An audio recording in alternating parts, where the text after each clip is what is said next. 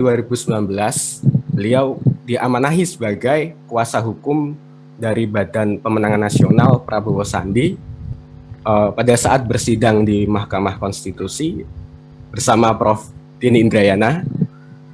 Beliau juga merupakan dosen di Fakultas Hukum Universitas Muhammadiyah Yogyakarta dan sangat aktif dan produktif menghasilkan karya-karya. Antara lain di sini disebutkan ada buku yang berjudul Integrasi Islam dan Sains dalam Ilmu Hukum dan Penataan Seleksi dan Pengawasan Hakim Konstitusi, dan sebenarnya masih banyak lagi yang tidak bisa saya sebutkan satu persatu.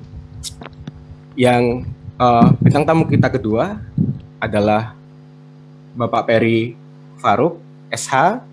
Beliau adalah alumnus dari FH UGM, pernah aktif di KMFA dan di BPPM Mahkamah, Badan Pers Mahkamah. Beliau merupakan Direktur Riset Hukum Indonesia. Beliau juga konsultan perencanaan dan pengembangan kebijakan di KPI, serta menjadi legal expert Dewas TVRI. Beliau juga seorang public speaker yang pastinya teman-teman sudah tidak sabar untuk sharing dengan beliau berdua. Sebelumnya saya ingin memastikan nih, apakah Pak Iwan dan Pak Peri masih di tempat ya? Ya, masih. Baik, langsung saja kita masuki sesi yang ditunggu-tunggu untuk sharing bersama alumni yang akan saya pantik. Seperti yang telah kita ketahui, bintang tamu kita pada siang hari ini adalah seorang alumni KMFA yang sangat inspiratif. Tentunya kita akan mengorek ilmu dan cerita dari beliau berdua. Saya akan bertanya kepada Pak Peri dulu, Pak Peri Faruk dulu. Ya, memang harus yang tua dulu yang ditanya. Iya. Yang tua ngalah. Panggilannya nggak usah Pak lah, Mas aja. Oke, baik. Ya. Ini manggilnya Mas gitu, Pak. Jangan Mas, Pak. Oke, Mas Peri kalau gitu ya. Ya. Baik. Untuk Mas Peri nih, dahulu tuh bagaimana sih kok bisa menemukan KMFA dan tertarik untuk berdinamika di dalam KMFA itu seperti apa, Pak? Kira-kira motivasinya tuh, motivasi awal untuk masuk di KMFA itu seperti apa tuh, Pak? Assalamualaikum warahmatullahi wabarakatuh.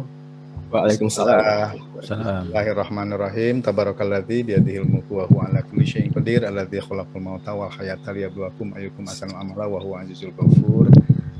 Sebetulnya Fakultas Hukum angkatan 88. Jadi kelihatan tuanya nih. Angkatan 88 itu adalah tonggak gitu ya. Karena apa? Karena AKMFA itu berdiri tahun 1988 ya. Walaupun pendiri-pendirinya adalah aktivis di Senat dan BEM Fakultas Hukum yang sebelumnya. Jadi 86 dan 87. Di situ ada Mas Lutfi Yazid, ada Mbak Diah Marzuki, ya, ada Mas Maimun, ada macam-macam lah. Ada Mas Anas Lutfi juga. Saya kebetulan datang ke sana sebagai mahasiswa culun begitu ya. Dulu saya kayak Dilan ya. Kalau sekarang kayak Sujiwo Tejo gitu. Jadi masuk ke 88 itu sudah langsung ikut terlibat, dan kebetulan selama saya di KMFA, saya kayaknya paling panjang ya di KMFA. Mungkin 6 tahun 9 bulan, karena saya lulus dari Fakultas Hukum UGM itu 6 tahun 9 bulan. Itu saya keluar juga sebagai masih dalam keadaan KMFA gitu. Sebagai bukan tokoh ya, tapi istilahnya orang yang dituakan gitu ya. Karena saya ternyata banyak gaulnya dengan seperti Mas Iwan 90. Bahkan di bawah Mas Iwan itu saya masih sangat akrab ya, 91. Jadi ada Mas Taufik ya, Mas Narno, terus macam-macam lah, Deni Indrayana itu kan 91 ya. Sedangkan kalau di tempat saya angkatan 88 itu mungkin Mas Rahmat Santoso ya, sekarang juga udah doktor gitu. Jadi sebetulnya nggak disengaja lah. tetapi mungkin punya kesamaan perspektif gitu ya. Ini yang sangat penting sebetulnya. Kenapa kita kuliah Fakultas Hukum? Berarti kan kita mengasah perspektif hukum gitu ya.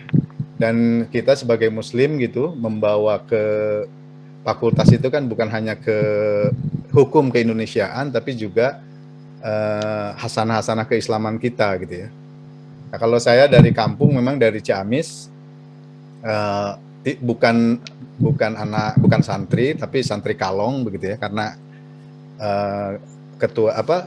tetua saya atau kakek ke atas itu punya pesantren dan segala macam. Jadi memang lagi gandrung-gandrungnya juga cara berpikir keislaman. Di situ kan pada saat saya masuk keindonesiaan, keislaman kan sedang rame-ramenya itu kan, pikiran-pikiran Nurholis Majid, di luar mungkin ada revolusi Islam Iran dan segala macam gitu.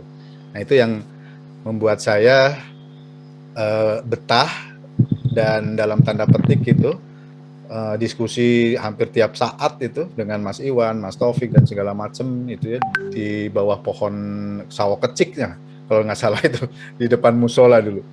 Jadi seperti itu gitu loh.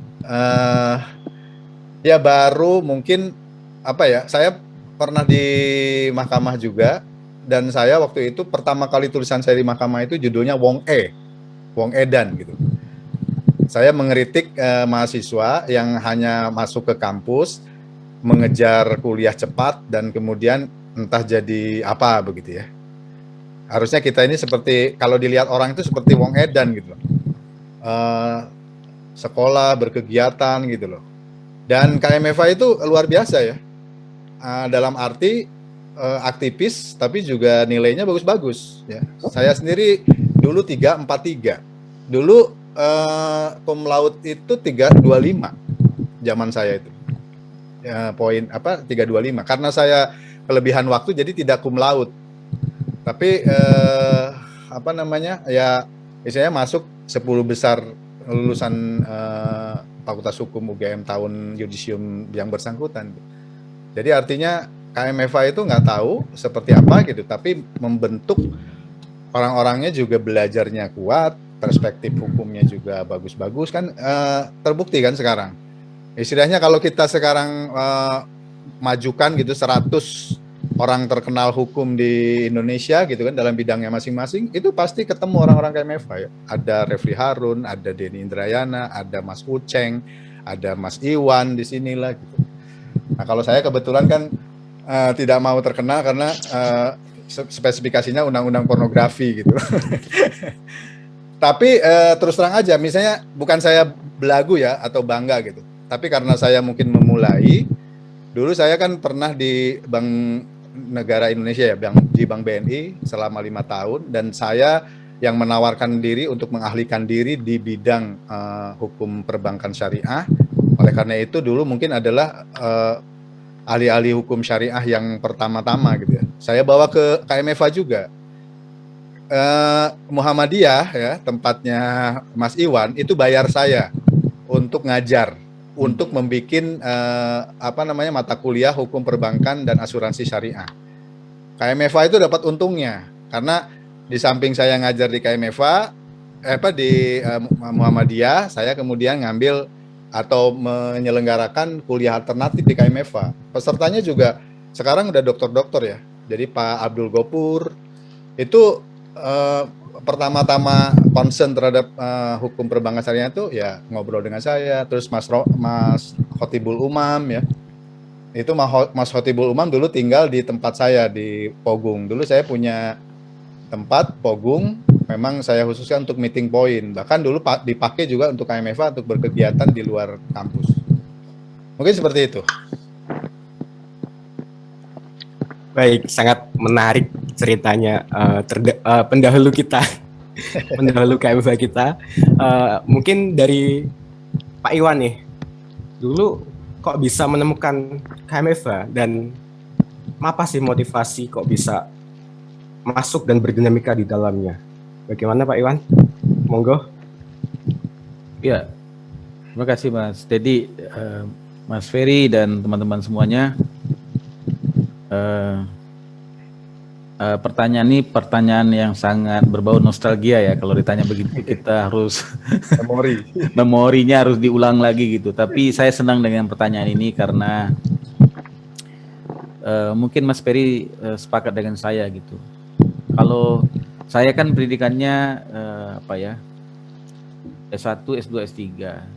Kalau dalam konteks kegiatan, menurut saya masa yang paling indah itu adalah masa S1. Ya. Masa indah sebagai mahasiswa dalam konteks kegiatan adalah ketika S1. Dan kita tidak bisa mengulang sejarah itu. Sekali dia sudah kita lewati, sudah. Ya tidak bisa akan kita ulang ya. Nggak mungkin kita ulang lagi daftar S1 gitu.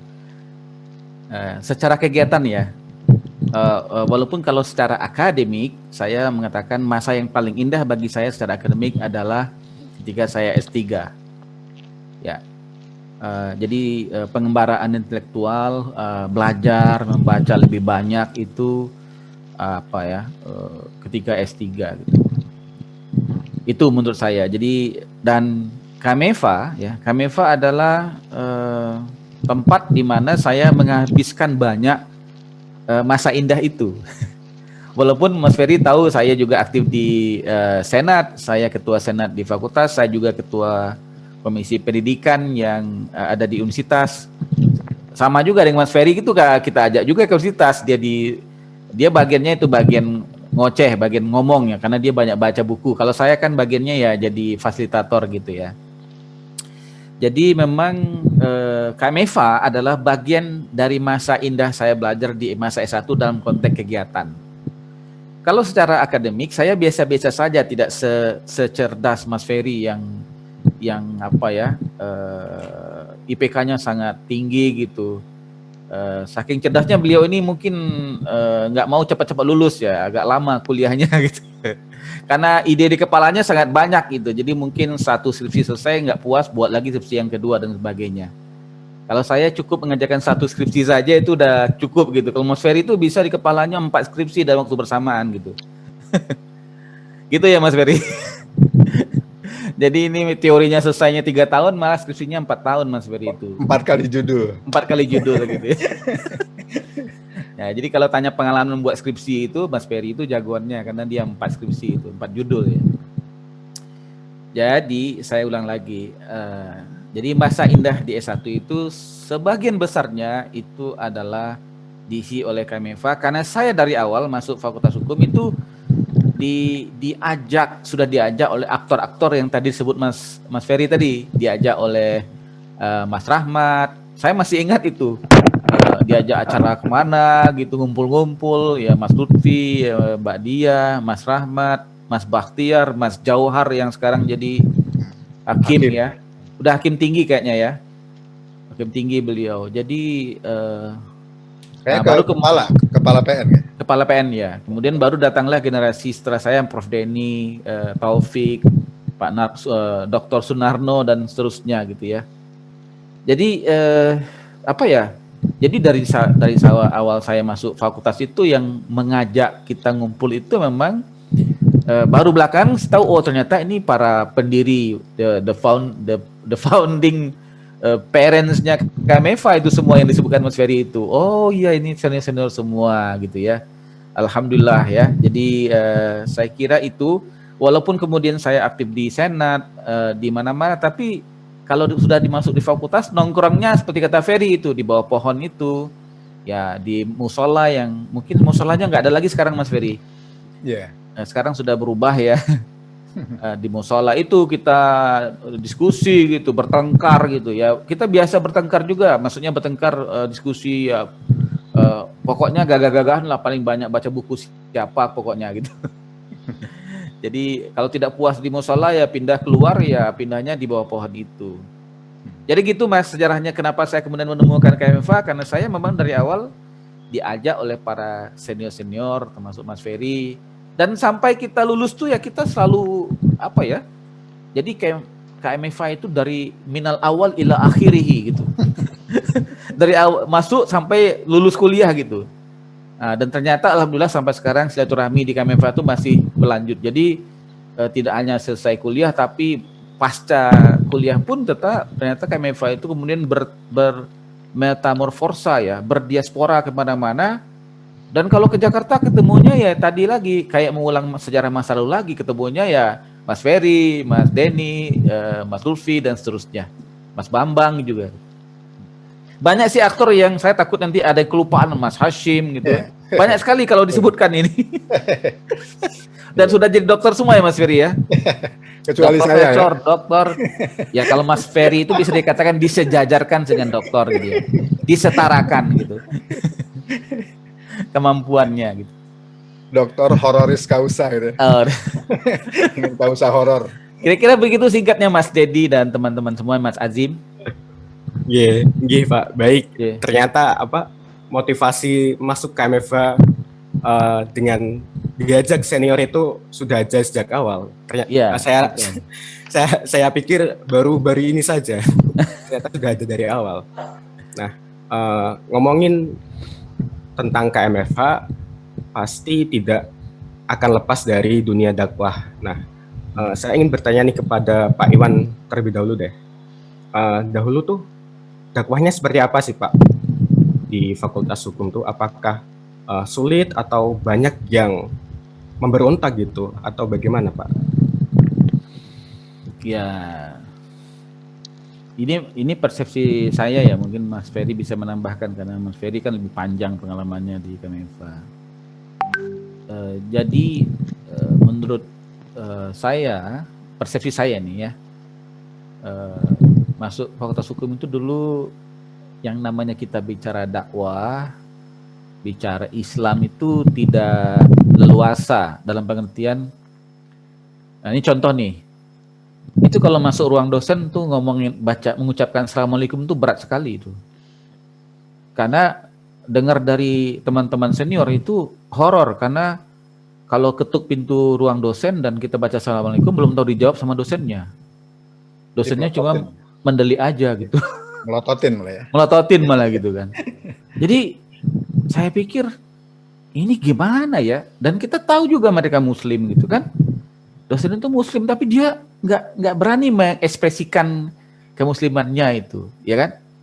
Kemudian dalam kehidupan sehari-hari kita juga melihat dominasi kelompok-kelompok tertentu. Saya boleh mengatakan begini, saya bukan berarti tidak suka dengan orang non-muslim. Saya berteman dengan orang non-muslim. Bahkan teman saya, akrab saya di awal masuk itu malah orang Katolik gitu. Kelompok ospek saya itu orang Katolik gitu. Jadi bukan masalah, tapi kalau kita melihat sebuah ketimpangan, ini kok minoritas lebih mendominasi daripada mayoritas, ya kan?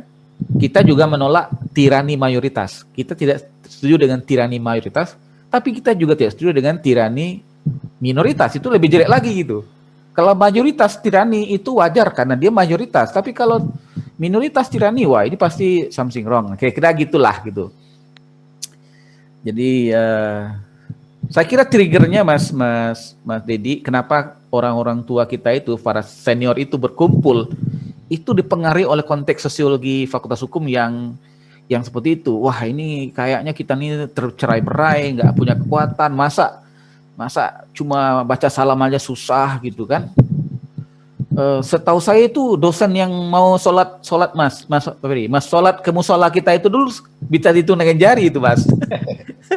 Jadi musola ada. Dan UGM juga belum punya masjid. Nah ya, jadi UGM juga waktu itu belum punya masjid. Musola itu dulu kita kita cincai-cincai lah, bisa dipakai itu jadi musola ya. Itu kan nggak layak sebut musola ya, karena itu kan cuma ruangan yang agak lebar yang kita sulap jadi musola gitu.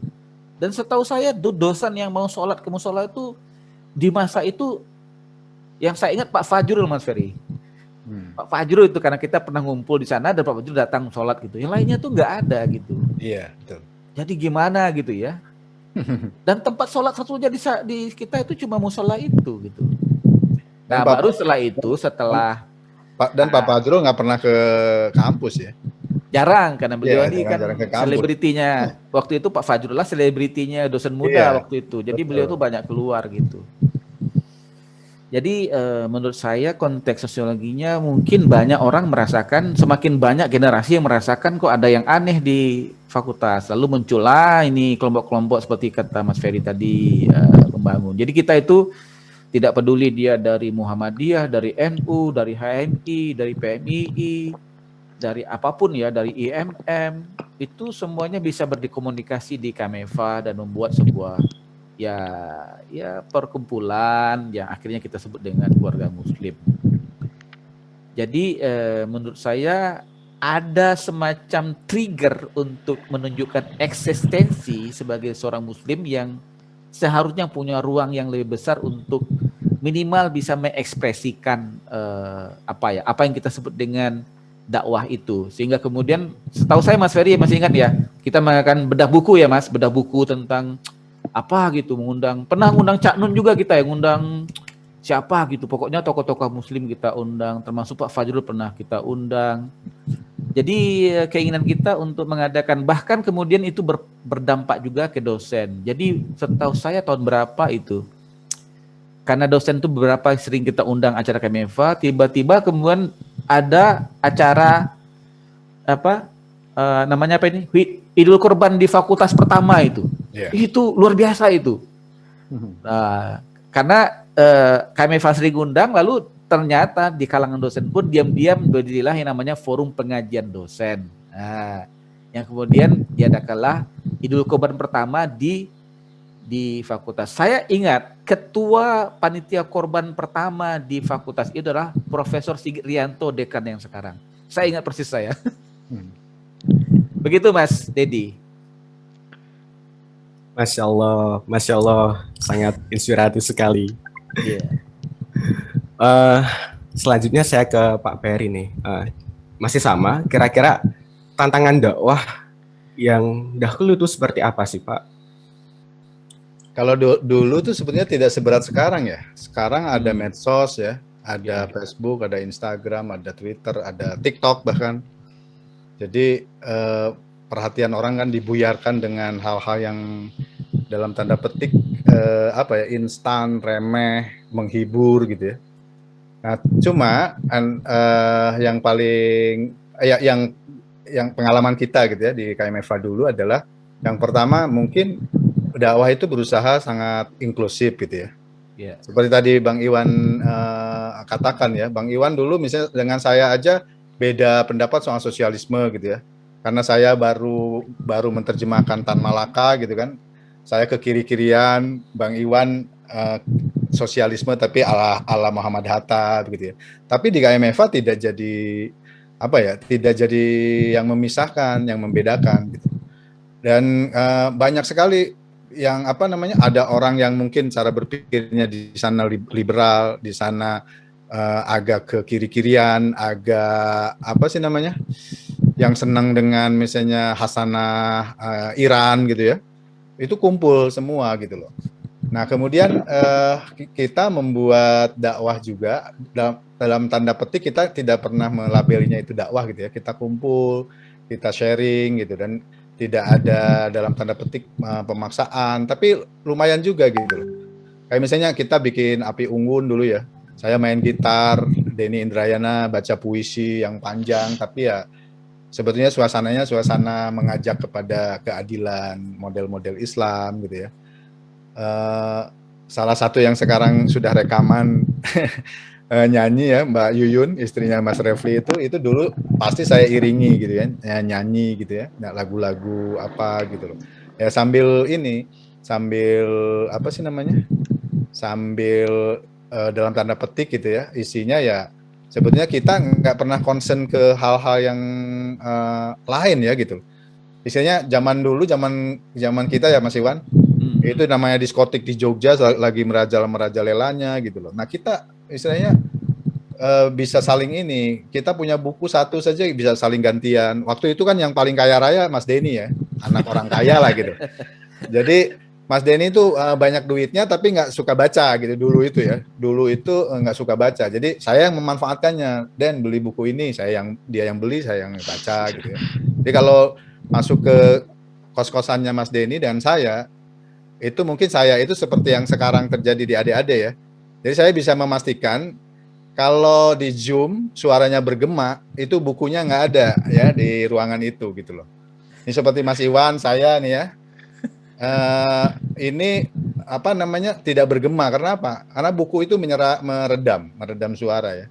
Saya di sini saya tinggal di apartemen, jadi saya ambil 2 unit, 1 unit khusus untuk perpustakaan. Ini yang tempat saya tinggal. Jadi buku saya ribuan sekarang ya. Bahkan satu rumah sudah kebanjiran gitu. Nah, artinya apa gitu? Artinya menurut saya diupdate.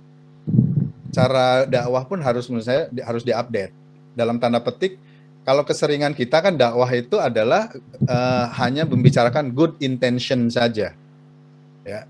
Jadi kalau di KMFA zaman dulu kita nggak good intention saja, tidak menyuruh orang hanya menyuruh sholat, ya, menyuruh wudhu yang baik, enggak. Tapi lebih banyak kepada how to gitu ya. How to, bahkan isinya luar biasa cara berpikirnya sekarang itu muncul, itu karena mungkin di zaman kita mengasah perspektifnya itu kuat.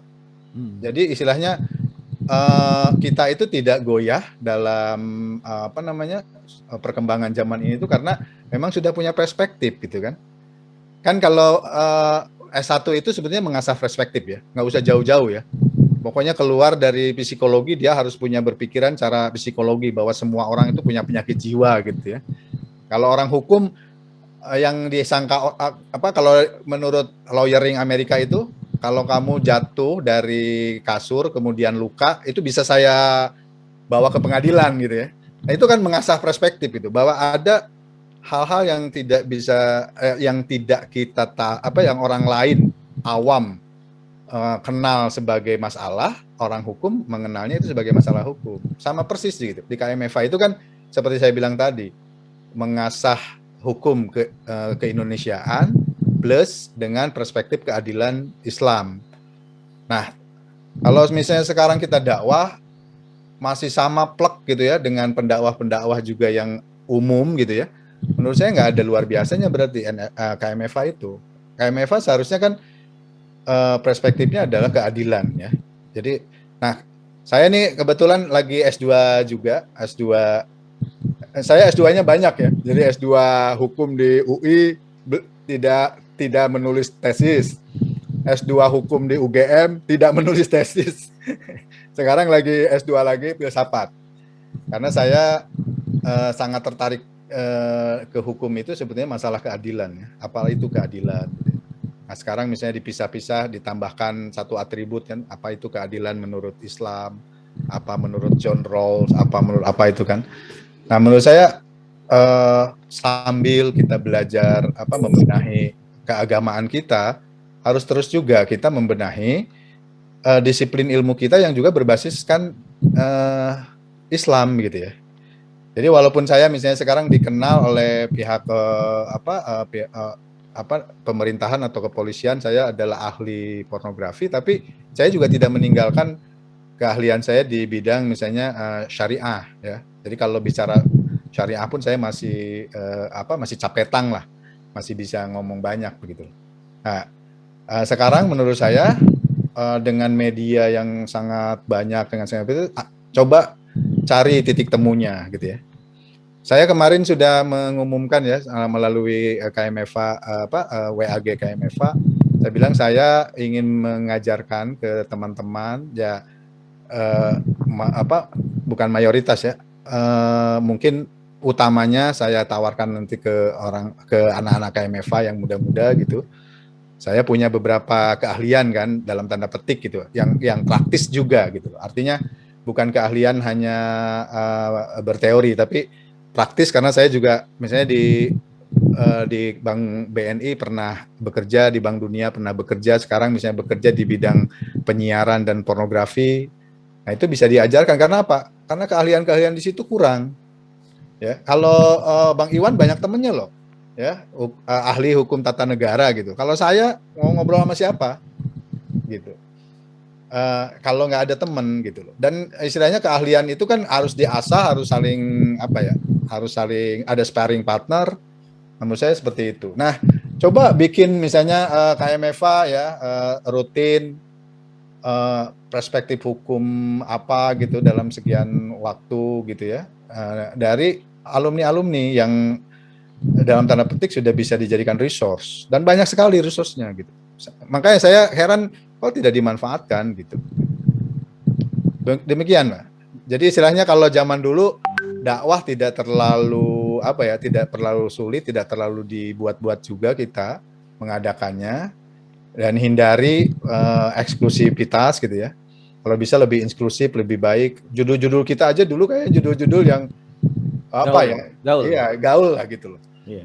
Karena kan kalau kita pelajari, saya kebetulan kan di dalam filsafat itu ada filsafat Islam, ada tasawuf ya. Judul-judul buku-buku imam-imam besar kita tuh kan jarang sekali mencantumkan nama Islam sebetulnya. Jadi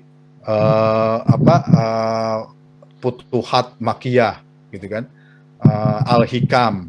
Jadi Islamnya itu di ini karena apa gitu? Mungkin pada saat tertentu Islam menjadi sangat dalam tanda petik gitu kan menakutkan orang juga gitu untuk aku takut disangka, apalagi sekarang kan antara misalnya orang yang dianggap fundamentalis radikal dan ini tuh kan sangat ini sekali, sangat sangat membelah sekali menurut saya. Harus KMFA harus pintar-pintar gitu. Dulu istilahnya KMFA itu menundukkan semua organisasi besar Islam di dalam Fakultas Hukum. Jadi sehebat-hebatnya KMFH, HMI di luar, PMII di luar, itu di KMFA nggak jadi apa-apa. Jadi orang aktivis Islam di Fakultas Hukum pasti KMFA. Jadi tidak terkenal HMI-nya, tidak terkenal PMII-nya, tidak terkenal itunya. Demikian. Baik, akan saya lanjut saja ke pertanyaan yang selanjutnya. Ini berkaitan dengan keprofesian. Nah, bagaimana sih menurut perspektif Mas berdua, Mas Iwan dan Mas Ferry, terkait di dunia profesi hukum itu nilai-nilai keislaman berkembang dan hidup seperti apa di dalamnya? Saya dulu atau Mas Iwan dulu? Mungkin Pak Iwan dulu, Mas Iwan dulu. Ya, ini pertanyaan sudah agak akademik ya. tidak nostalgia lagi ya. Ya barangkali seperti kata Mas Ferry, kita memang harus mengupdate ya, membaca. Ya. Iqra bismi rabbikal ladzi khalaq. Jadi kita itu membaca ya, bacalah gitu ya. Membaca itu bisa dalam pengertian yang tekstual, membaca buku, tapi bisa juga membaca tanda-tanda zaman, itu bisa jadi ya. Sebenarnya zaman ini bergerak kemana dan sedang bagaimana dan bergerak kemana itu bisa kita baca gitu. Tapi menurut saya dalam bahasa yang sangat sederhana, kalau kita terjemahkan Iqra bismi rabbikal ladzi khalaq, itu artinya adalah kamu boleh baca apa saja. Kamu boleh baca yang tertulis dan tidak tertulis, tapi atas Iqra bismi rabbikal ladzi khalaq, dengan nama yang pencipta. Jadi menurut saya itu perspektif yang Mas Ferry bilang ya. Jadi kalau kita sebagai sarjana hukum punya legal perspektif, kata Mas Ferry, lulus fakultas hukum itu karena kita sering berdebat ya, banyak baca buku, berdebat, akhirnya perspektif kita menjadi kuat ya. Tetapi sebagai seorang Muslim, kita harus punya juga Islamic perspektif. Nah, bagaimana caranya membentuk Islamic perspektif? Tentu ada tahapan-tahapan yang harus kita lalui. Kalau para ulama dulu, Islamic perspektif itu dimulai dari mereka mengkhatamkan Al-Quran. Mereka tidak mengkhatamkan yang lain dulu sebelum mengkhatamkan Al-Quran. Ya, kalau kita mungkin generasi yang sudah terlanjur mengkhatamkan yang lain dulu, ya, baru mengkhatamkan Al-Quran. Itu pun Al-Qurannya baru juz 30, tidak sampai juz 30 juz. Jadi ini perspektif. Karena itu menurut saya dalam konteks profesi sekarang itu kita yang pertama menurut saya setuju dengan Mas Ferry, ya kita harus melakukan updating keilmuan kita secara terus-menerus. Mungkin saya karena dosen ya harus begitu ya. Mas Ferry aja yang bukan dosen, seorang ekspertis, Dia harus banyak baca buku, nggak mungkin dia jadi konsultan kalau nggak banyak baca. Nanti nggak didengar itu pandangannya sama kliennya. Jadi menurut saya apapun profesi hukum yang kita jalani, ya apalagi dosen gitu ya, menurut saya tidak ada profesi hukum itu yang tidak membutuhkan kemampuan membaca.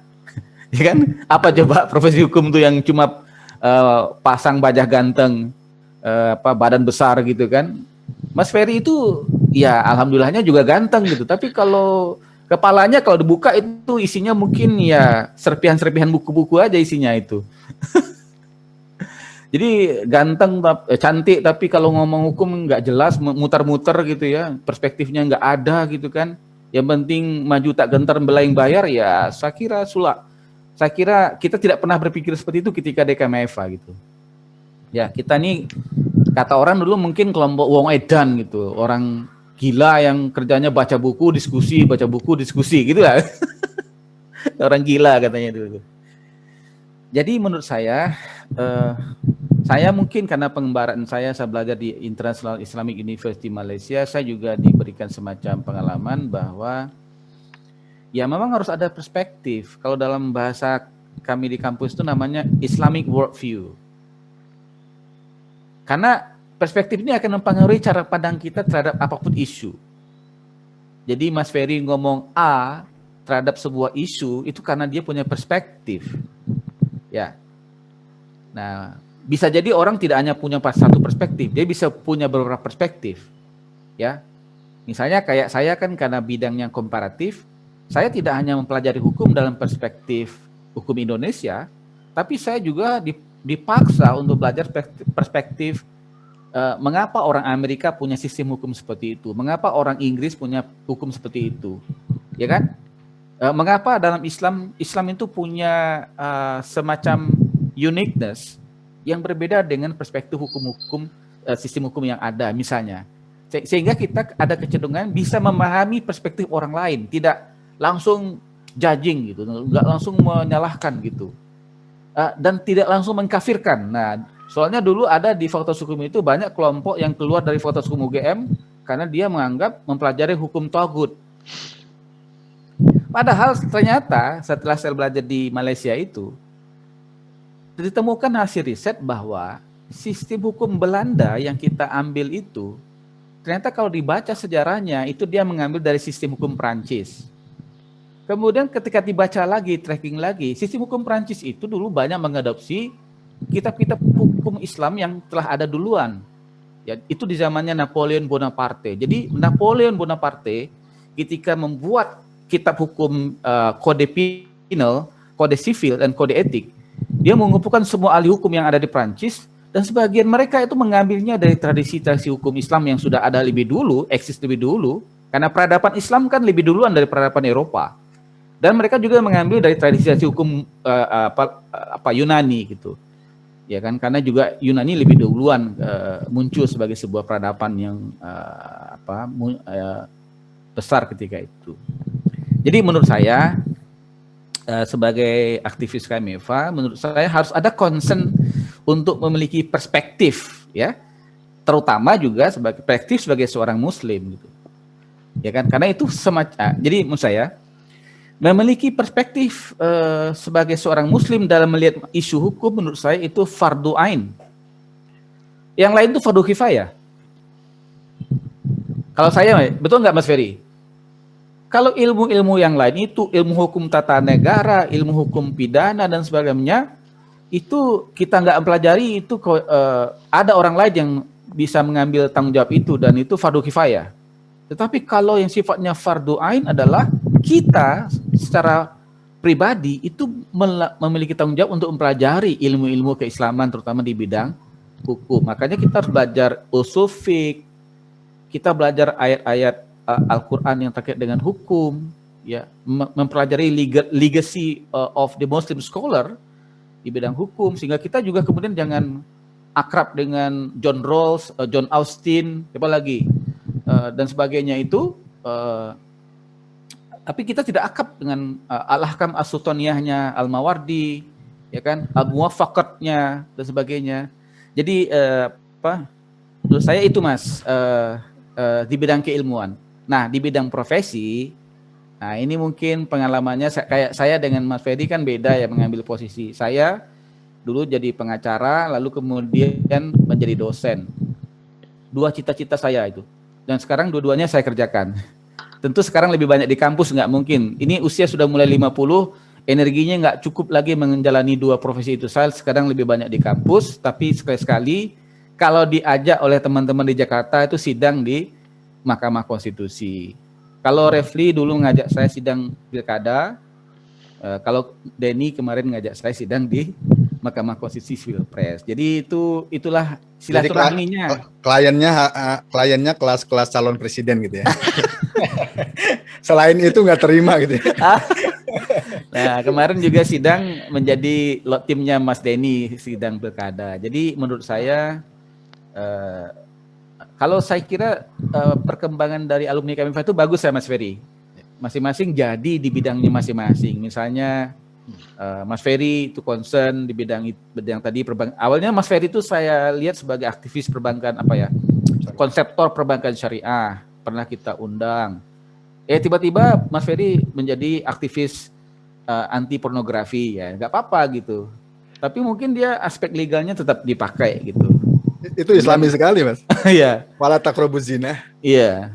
Kemudian Mas Denny, kemudian Mas Heru yang fokus di Mahkamah Konstitusi. Banyak Mas Narno, Dr. Sunarno itu keahliannya di bidang land administration land administration and disaster ya. Itu sudah punya jaringan internasional ahli pertahanan dunia misalnya. Banyak ini sepeda Mas Khotibul Umam. Itu ada Dr. Dahliana itu. Itu dosen kita sekarang Wadek ya. Dr. Dahliana Hasan. Itu dulu aktivis Kamefa walaupun dia nggak berjilbab, tapi dulu itu ya itu mungkin Kamefa dulu tuh anak-anak gaul ya. Orang-orang nggak berjilbab ngumpul juga di Kamefa gitu. Ya. Yuyun juga dulu enggak. Jadi begitu ya. Jadi menurut saya aktivis Kamefa saya kira harus bisa melihat profesi strategis ya. Profesi strategis itu maksudnya apa? Profesi yang fungsinya educating people ya.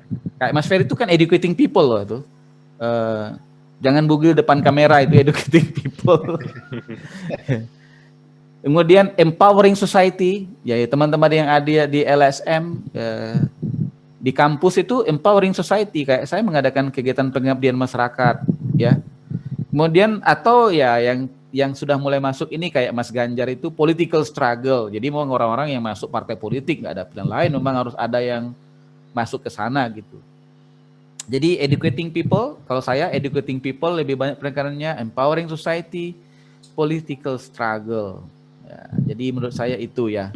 Nah sekarang saya alhamdulillah menjalani itu, banyak educating people dan empowering society karena kegiatan saya sebagai dosen, kemudian praktisi hukum dalam situasi dalam ruang yang terbatas dan juga menjadi konsultan karena saya legal drafter ya. Alhamdulillah dia ajaklah menyusun perda, menyusun raperpres ya, menyusun rancangan undang-undang sehingga ilmunya bermanfaat.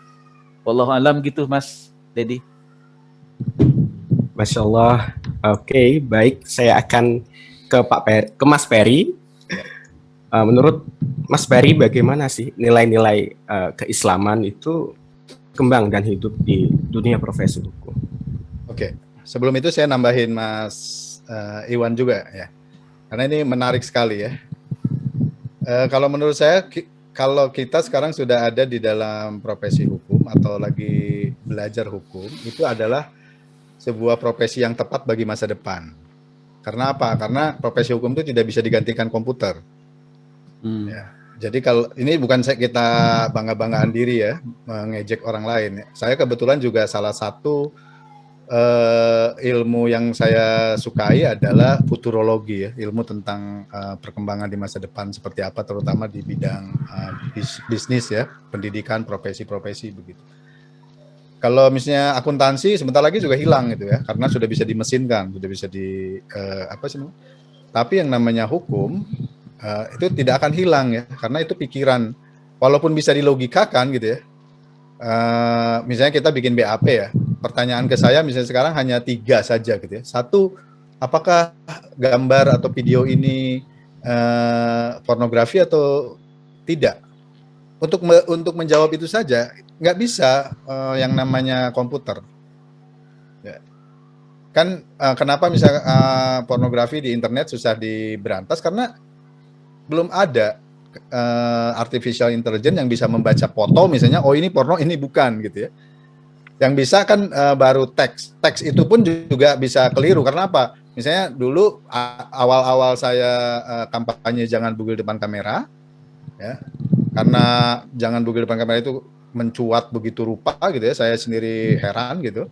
Satu hari masuk koran, seminggu masuk majalah, sebulan kemudian masuk Kick Andy ya. Jadi kalau teman-teman baca buku Kick Andy Heroes yang pertama, itu nama saya ada ya sebagai Heroes Kick Andy, campaigner tercepat di dunia gitu ya. Nah, untuk yang saya bilang tadi ya, untuk menjawab satu pertanyaan sederhana saja ya, itu kan dibutuhkan keahlian hukum ya. Apakah produk ini atau materi ini pornografi atau bukan? Itu satu. Itu sangat ringkas kan pertanyaan seperti itu. Saya tinggal nonton, oh kalau ini ada senggamanya, ini adalah alat kelaminnya, ini ada onani masturbasi, ini kekerasan seksual, ini apa, berarti itu porno begitu. Pertanyaan kedua, apakah perbuatannya merupakan perbuatan kejahatan? Nggak bisa mesin ini menjawab. Yang ketiga misalnya, apakah ada pengecualian terhadap perbuatan itu? Nggak ada. Nah, dengan 3 pertanyaan seperti itu saja, itu butuh keahlian orang hukum gitu. Jadi menurut saya kita ada di hukum itu sudah sangat luar biasa sekali sebagai yang tepat lah bagi masa depan. Karena apa? Hukum tidak dieliminir oleh perkembangan teknologi begitu ya. Akan tetap eksis bagaimanapun begitu ya. Nah, kalau saya sendiri mungkin dicontoh ininya aja perspektifnya ya. Jadi bukan petualangannya. Kalau saya mungkin dibandingkan dengan Pak Mas Iwan tuh lebih berpetualang. Saya lulus dari Fakultas Hukum UGM itu 9 perusahaan yang nawarin ya tanpa tes. 1 bukan bank, 8 bank. Saya nggak ambil bank lebih dulu gitu. Saya ambil Wijaya Karya kan. Cuman betah 3 tahun terus kemudian pindah ke Bank BNI. Bank BNI cuman betah 5 tahun terus pindah ke Bank Dunia. Bank Dunia 5 tahun juga udah bosen. Terus pindah, saya pertama jadi kepala sekolah S2 UGM dulu. Ya, di Patra Jasa dulu. Sekarang di Saharjo kan.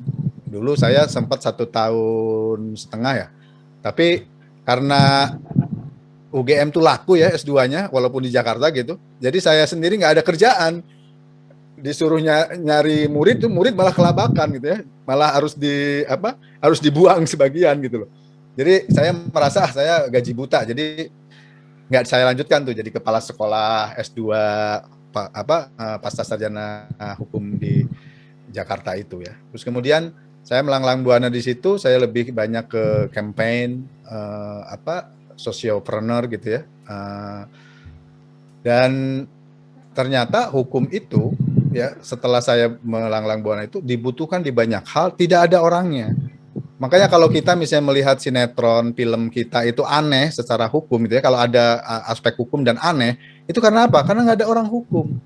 Oleh karena itu saya kemudian terjun bikin satu FTP ya, ada 13 FTV. Nah ini kalau bisa akses Mas Dedi dan kawan-kawan tuh ya, AKMFA itu coba nyari ke Kompas TV, dulu disiarkan di Kompas TV, ada FTV antologi hukum. Saya bikin 13 cerita. Ya, jadi bagaimana kita penyuluhan hukum tapi dengan cerita yang sangat enak dilihat, enak dinikmati gitu. Bahkan waktu saya casting itu yang ingin jadi bintang di film-film FTV itu walaupun budgetnya sangat rendah, tapi pemain-pemain bagus. Ya. Jadi pemain-pemain bagus kayak Ringo, siapa lagi itu anaknya Lukman Sardi, terus pemain Ebitri segala macam ingin main di film itu, di FTV itu. Dan salah satu dari 13 episode itu judulnya Ayam untuk Udin, bisa di googling gitu ya. Ayam untuk Udin itu dapat piala ya, penghargaan dari FFI. Festival Film Indonesia gitu. Nah, artinya apa gitu? Kalau kita meluaskan pergaulan kita ya dengan perspektif hukum tuh banyak sekali sebetulnya. Dan kalau kita lihat ya di Indonesia, apalagi saya sekarang berhubungan dengan hukum teknis juga, yaitu sebagai ahli ya, terutama di saya lebih banyak di 2 bidang gitu ya, atau 3 bidang lah. Jadi keahlian perbankan syariah atau keuangan syariah, keahlian di bidang penyiaran ya, hukum penyiaran, keahlian di bidang teknologi dan pornografi. Nah itu masih sangat kurang gitu ya. Saya bilang kan hanya 1 lah gitu, hanya 1-2. Nah kenapa enggak? Ya mulai misalnya sekarang di KMFA bagi-bagi ini ya, bagi-bagi hobi gitu loh. Yang satu mungkin hobi apa, yang satu hobi apa, hobi apa. Nah yang pertama pengalaman saya nih ya, bukan saya ngajarin ya. Apa sih namanya? Ini anggaplah motivator gitu. Yang pertama kali untuk mengasah perspektif itu, ya, mungkin kalau buku-buku yang dibilang oleh Mas Iwan itu masih sangat berat. Yang pertama kali adalah kumpulkan undang-undang. Dan kalau bisa di luar kepala tok gitu. Kalau saya misalnya ditanya, Pak, yang namanya gambar ini masuk ke mana ya? Oh, ini tidak masuk ke pasal 4 ayat 1 Undang-Undang Pornografi, tapi masuknya ke pasal 27 ayat 1 Undang-Undang ITE gitu. Udah ngelotok itu. Ya, jadi kalau Bang Iwan misalnya ditanya soal apa gitu ya, impeachment, itu dia dari mulai mungkin undang-undang dasarnya sampai kepada kalau ada permen misalnya sampai ke permen tuh udah ngerti gitu. Jadi kalau menurut saya kalau masing-masing orang, ini yang saya lakukan ya, kenapa saya misalnya gampang belok kiri belok kanan itu, karena seperti itu. Saya apapun saya tulis ya. Saya bikin jurnal sendiri. Jadi kalau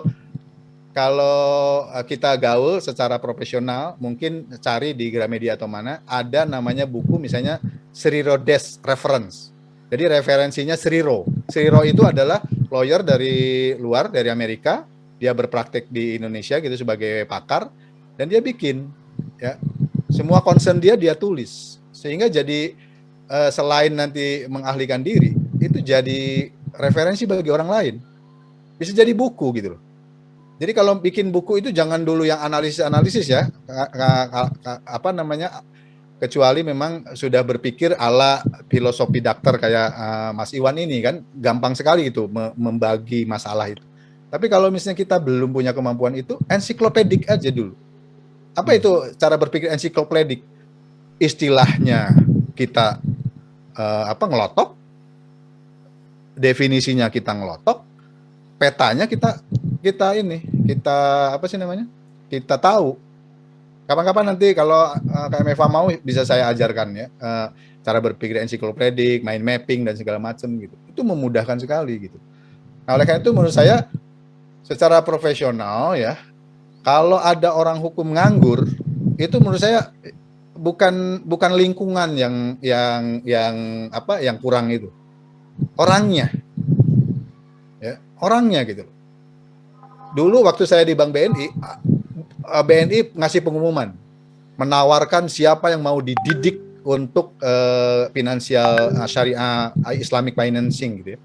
Nggak ada satupun yang daftar, cuman saya dan 2 orang, satu lagi juga sakit-sakitan. Oleh karena itu saya yang dikirim kemana-mana ya, ke luar negeri, di sekolah lain, kan enak gitu. Itu hanya karena apa? Karena cinta saja gitu. Nah kalau kita latih dari awal ya, aku nanti pengen nulis skripsi ini, saya kumpulkan aturannya seperti ini kan, karena bagaimanapun kan kita adalah menganutnya Eropa kontinental ya, undang-undang gitu ya. Undang-undangnya harus kuat. Di samping undang-undang juga kan yang terkenal dari Fakultas Hukum UGM itu apa? Asas-asas. Ya, ahli asas itu. Kalau misalnya di rapat apapun bisa ada di atas panggung, karena apa? Orang lain nggak bisa ngalahin UGM dalam asas-asas. Ya, asas-asas hukum itu. Nah, jadi seperti itu. Jadi menurut saya Fakultas Hukum sudah dalam jalur yang benar ke masa depan ya. Terus kemudian hukum itu tidak menghilangkan hobi kita yang lain. Dalam arti apa gitu? Hukum kesehatan. Berarti kan kita harus hobi kesehatan juga. Ya. Hobi segala macam yang berhubungan dengan kesehatan. Misalnya kita ke kriminologi. Berarti hukum plus psikologi ya. Cara membaca wajah, misalnya Mas Azim ini kacamatanya begitu gitu, berarti kemungkinan kriminalnya apa gitu ya. Mbak Wafik Azizah, ini Wafik Azizah yang penyanyi atau bukan ini? Saya soalnya pernah show dengan Wafik Azizah ya. Ini ngomong-ngomong angkatan berapa ya yang sekarang di KMF, Pak? Apakah ada yang ngikutin waktu saya ngisi motivasi mahasiswa baru di UGM? Nah, sebenarnya itu udah saya bilang. Nah, kemudian pertanyaan yang tadi yang ke saya apa, Mas Dedi? Itu Pak, berkaitan dengan nilai-nilai keislaman di dunia profesi. Oh gitu. Jadi kalau menurut saya gini ya, saya mungkin Islamnya sangat inklusif ya. Apakah ini benar atau tidak, tapi saya berpatokan pada Islam yang sangat inklusif. Apalagi sekarang saya adalah sedang S2 Filsafat Islam ya. Jadi kalau kita bedah, tidak ada yang tidak akan kagum terhadap hasanah Islam itu. Nggak ada. Ya, kalau jujur ya. Yang tadi dibilang Mas Iwan itu ya, yang namanya jangankan yang serius-serius itu, yang remeh-temeh aja. Kenapa yang namanya orang di wisuda pakai gamis? Ya. Yang namanya sekolah pertama itu siapa gitu ya? Sekolah pertama dalam arti skolastik ya. Kalau zamannya si filsuf-filsuf Yunani itu kan sekolah itu dia disebutnya mentoring lah, boarding school itu kayak misalnya paripatetik itu sekolah sambil jalan-jalan, yaitu Socrates, Plato sama Aristoteles. Kemudian setelah paripatetiknya, maaf sebentar, maaf sedang bicara dulu, ya sedang bicara dulu. Nah ini paripatetik itu zaman Socrates ya. Jadi orang diajak berdialektika ya. Dan dialektikanya kan masalah yang sebetulnya orang hukum juga harus pinter tuh berdialektika karena itu berhubungan dengan nominalisasi. Nominalisasi itu kalau bahasa Indonesianya yang pakai kean. Apa itu keadilan? Apa itu kenyamanan? Apa itu kemakmuran? Apa itu kenikmatan ya? Itu yang bahasa-bahasa filsafat dan politis sekali ya. Oleh karena itu karena sangat susah untuk mengartikannya, berarti kan dipakai untuk politik dalam kampanye ya. Nah, kemudian ganti sama si Plato akademia ya. Kalau kita misalnya menerima kata akademi sebagai sekolah itu dari Plato ya, akademia.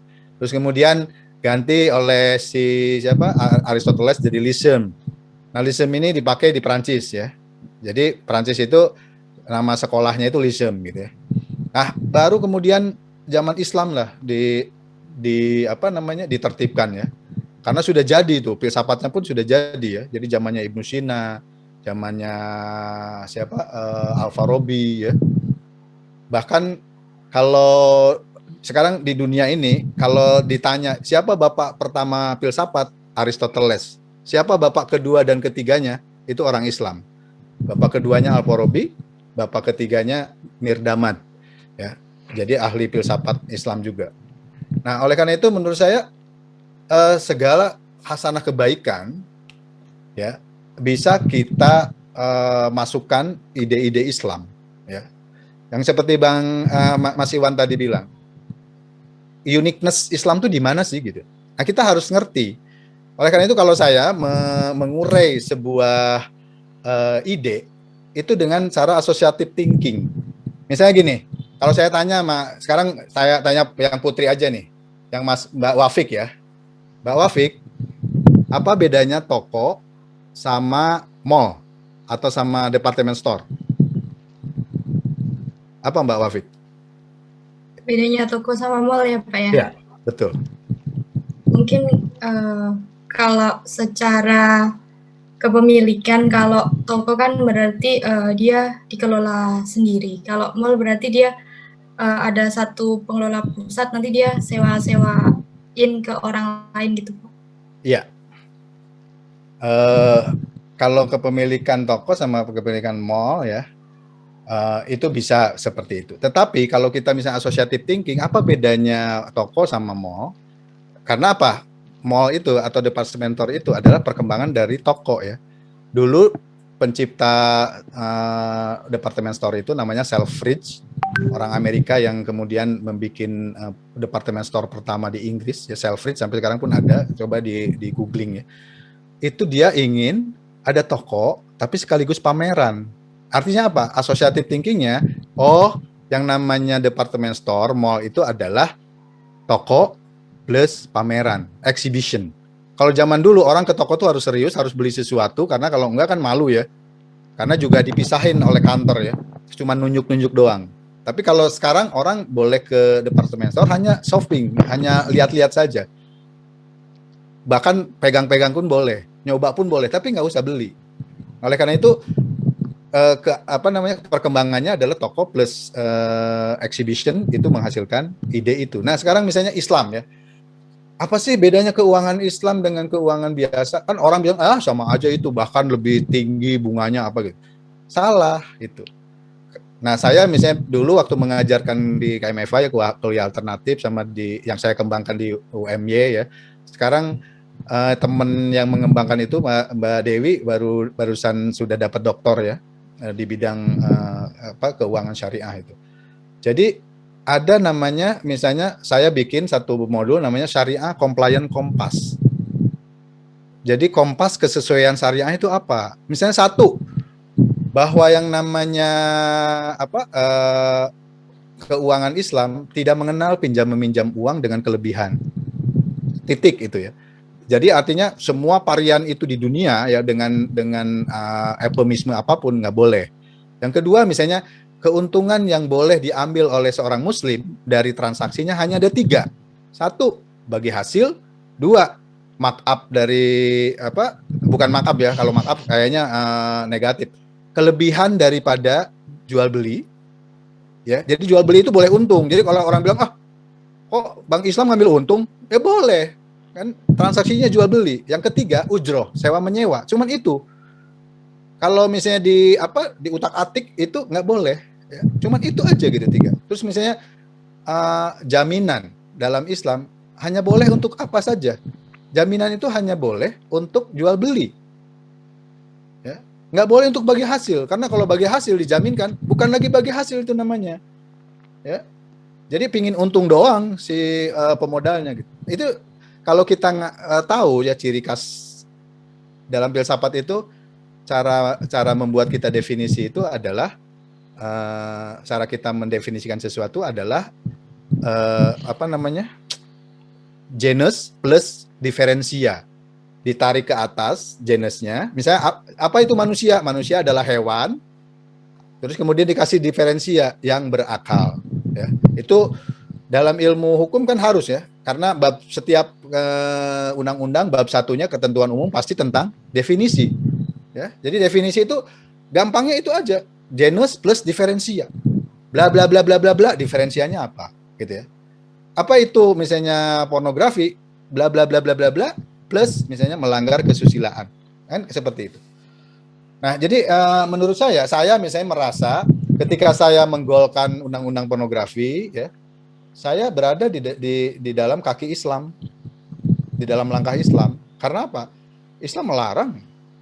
Ya, bahkan waktu itu kan undang-undang terlama di dunia mungkin ya, di Indonesia aja 3 kali periode DPR. Ada dua provinsi yang mengancam mau keluar dari NKRI kalau itu diundangkan. Ada partai-partai yang sangat luar biasa sampai terakhirnya kemudian juga mau membatalkan kan. Saya kebetulan juga jadi ahlinya di MK untuk mempertahankan undang-undang pornografi. Jadi artinya Islam bukan dalam arti sempit misalnya, kalau kita udah memilih Pancasila ya, dalam sempit khilafah lah gitu. Dalam tanda petik ide-ide yang apalagi misalnya ide-idenya plus tambah kekerasan, itu bukan itu mungkin. Jadi Islam itu harus kita terjemahkan lagi bahwa Islam itu dalam keindonesiaan juga gitu ya. Bukan Islam-Islam yang labelnya gitu ya, sepertinya gitu. Kan kalau kita belajarnya luas gitu, kita akan mengerti segala sesuatu itu kan namanya ibadah kalau dimulai dengan bismillah misalnya kan. Kalau kita misalnya punya proses atau rasa keadilan tertentu, kita tuliskan sebagai sebuah ide. Nah, kalau dalam rangka misalnya keislaman kita, itu bisa saja itu produk-produk keislaman gitu. Ya, jadi kalau Anda misalnya Bapak Ibu sekalian, adik-adik sekalian gitu kan, baca buku-buku Islam, semua di ini 1000 tahun Islam itu pernah jaya ya, tahun Abbasiyah itu, Khalifah Abbasiyah itu semua berkembang. Kalau Islam tidak menerjemahkan yang namanya Socrates, Plato, Aristoteles itu nggak akan ada sisanya, nggak akan ada bisa dibaca di dunia modern ini gitu. Ya. Jadi kalau misalnya ada Adam Smith, dia menulis The Wealth of Nation, itu sebetulnya ngambil adaptasi ide-idenya dari Al-Amwal, ya, kitab ekonominya orang Islam. Al-Amwal itu apa kalau dibahasakan Inggris? The Wealth. Gitu. Begitu Mas. Jadi istilahnya semakin kita inklusif ya, tapi inklusifnya juga jangan serampangan ya, merasa bahwa apa yang kita lakukan sudah Islam gitu ya, karena saya Muslim. Bukan. Tetap perspektif keislaman seperti Mas Iwan tadi bilang harus diasah juga terus ya, bareng gitu loh. Diasah. Oh, Islam ini memang ada ciri khasnya gitu loh. Ada pattern-patternnya, walaupun Islam ini kan diambil alih atau ditiru mentah-mentah oleh aliran jurispruden Anglo-Saxon. Kan fikih itu jurispruden. Fikih itu bukan kodifikasi hukum itu. Tapi cara berpikir imam siapa terhadap kasus apa, ya. Nah, oleh karena itu ketika Prancis bikin civil law gitu, bahan-bahan jurispruden itu kemudian diangkatlah, dijadikan meta fikih gitu loh. Oleh karena itu bisa dinikmati sekarang sebagai kodifikasi. Sebetulnya itu aslinya dari jurispruden, istihad masing-masing imam terhadap sebuah kasus. Oleh karena itu kalau kita tanya misalnya, undang-undangnya Turki Utsmani ada nggak? Nggak akan ada. Undang-undangnya Abbasiyah ada nggak? Nggak akan ada. Undang-undangnya Safawiyah ada nggak? Nggak akan ada. Semua kodi itu ya, hakim dalam Islam itu adalah bekerja sendiri dengan pikiran sendiri. Oh, ini yang adil menurut kasuistis. Begitu. Terima kasih, Mas.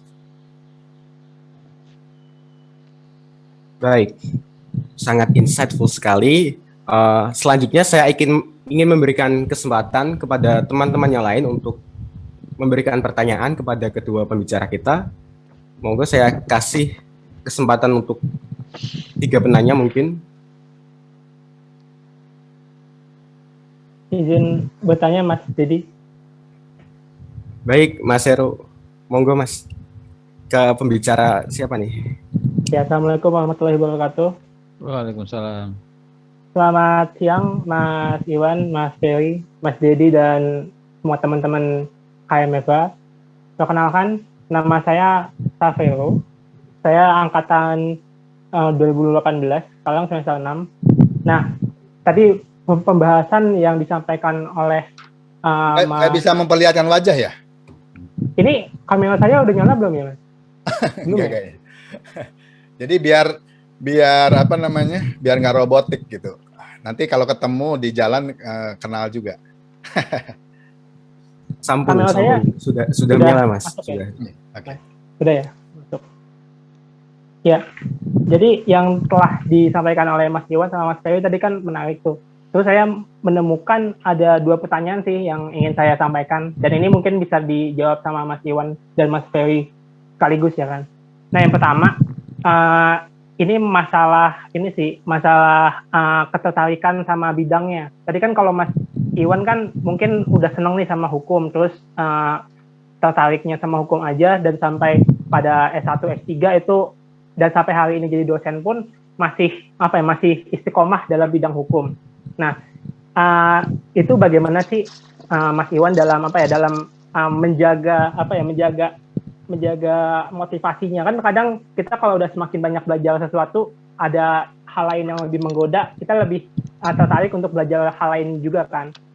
Nah, mungkin untuk Mas Ferry juga pertanyaannya bersama. Tapi kan tadi Mas Ferry bilang kalau S2-nya hukum baik di UI atau UGM itu kan sempat tertunda dan akhirnya memutuskan untuk ambil jalur lain di dunia filsafat, terutama filsafat Islam.